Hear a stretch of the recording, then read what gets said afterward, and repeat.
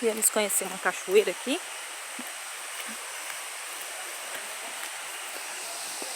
E já tem gente.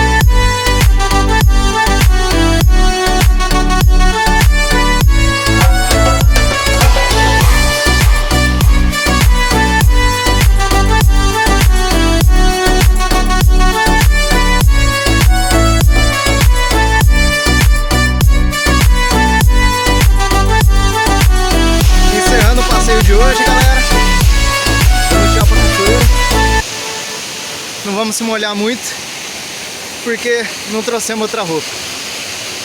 A intenção também não era essa, era mais para ver o lugar. Nós estamos indo embora, estamos conhecer só. Olha que legal, gente. Esse ano, passeio de hoje, galera. Vamos